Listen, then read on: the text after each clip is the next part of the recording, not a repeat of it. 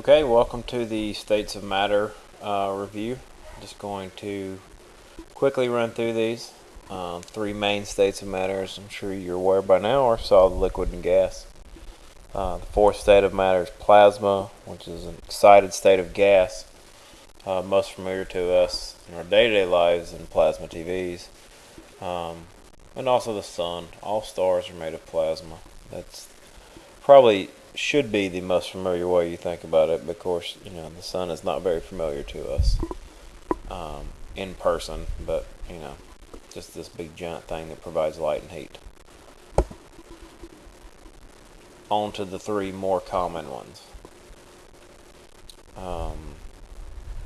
Things can be classified as solid, liquid, or gas based on whether their shapes and volumes are definite or variable. What does that really mean? Definite or variable means defined or changing. So some things are very defined and some things are changeable. And that's what we're going to talk about. Solids have a definite shape. Like they're always this shape as long as they're in solid form, right?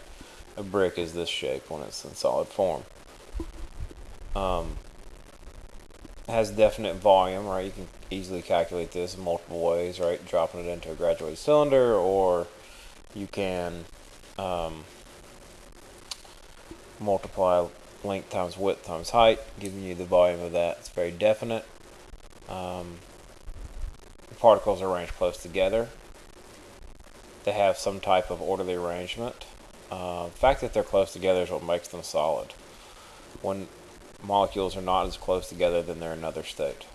But here you can see they're in a nice, neat, orderly arrangement, right? And all them rows. They only touch each other. They touch their neighbors. I mean, this one is touch. This one will only touch this one, this one, this one, this one, right? So, just as an example.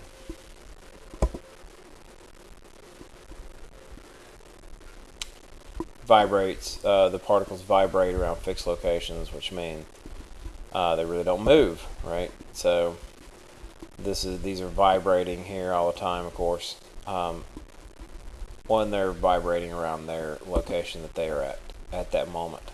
That's what it means by fixed location. Liquids have definite volume. Much like a solid has a definite volume, and liquids have definite volume. But the problem with liquids is they don't have a definite shape. Their shapes can be very different depending on the container that it's in.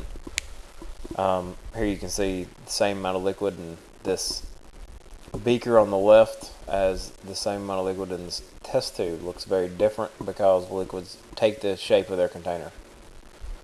The particles are arranged close together, much like a solid, but not as tightly packed as a solid.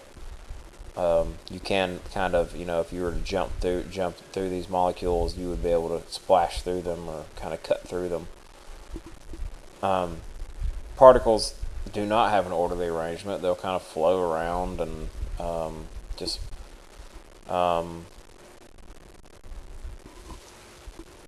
able to move is the point, I guess. They're not orderly.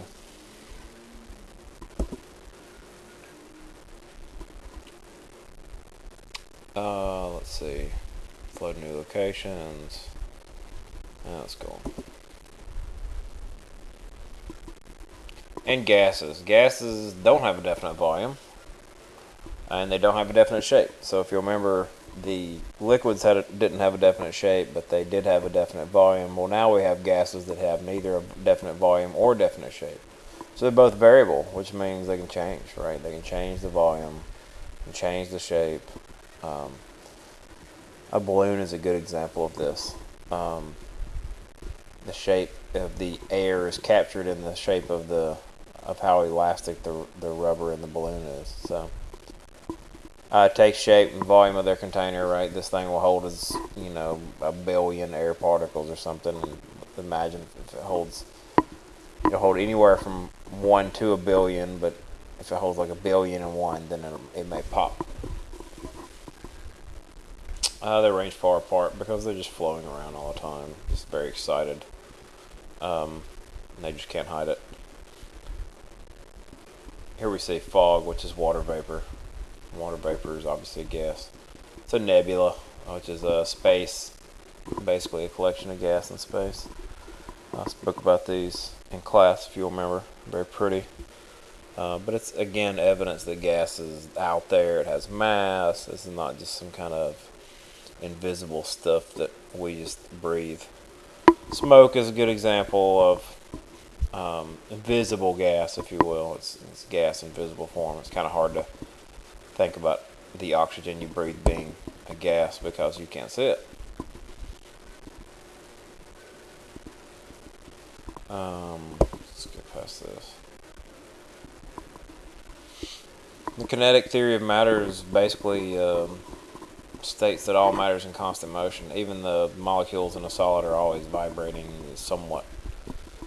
They will never slow down to a point that they stop. I hate to say they'll never slow down. They will slow down, but they won't slow down to a point where it'll stop. That will be absolute zero. And it's theoretically possible, but humans have yet to achieve it. Probably unlikely we will on planet Earth. So, not to say if we go to another planet, it's really about getting off of a planet. But anyway, that's another story.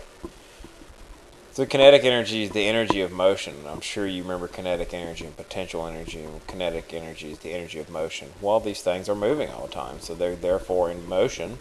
So molecules have energy. And the faster these molecules are moving, the more energy they have, and the hotter it is. I got a couple of gas laws. This is Charles Boyle, or Robert Boyle, I can't remember his first name.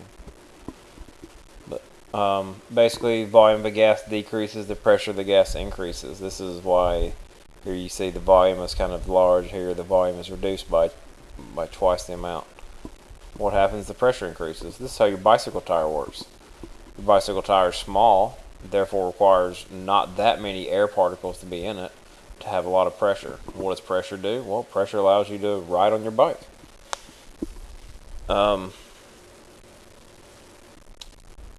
When the gas is able to expand, the pressure decreases. And that's what this says up here. You have to connect these things to things you know about in real life. When is the volume of your gas in your bike tire going to be able to increase? When you get a flat tire. When something punches a hole into your tire, the volume of the gas can increase. Why? Because it has more room to go out, right? It has all the room in the world, literally, no pun intended, to escape out into. And when that volume increases, the pressure of your tire decreases, and as a result, your tire goes flat. It doesn't mean there's not air in it. There is still air in your tire, but there's way less air in your tire. You therefore lose pressure. What a great example. I'm the best at bike tire examples.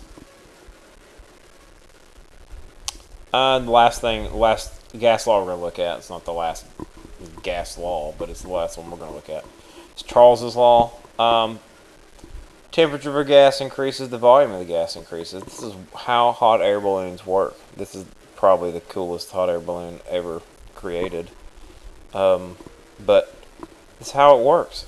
Here they are filling it up when they're starting right there in their little wicker basket, and they're ready to go. And you see these guys over here holding this open. I wouldn't really want that job, but they're shooting this giant flame in here, right? What is this doing? It's not, it's not like a contained thing of gas. It's just normal air. And what he's doing is he's using Charles's law to increase the volume. So as he heats it up, gas particles are going to move faster and faster and faster and faster and faster and faster. And what does that do?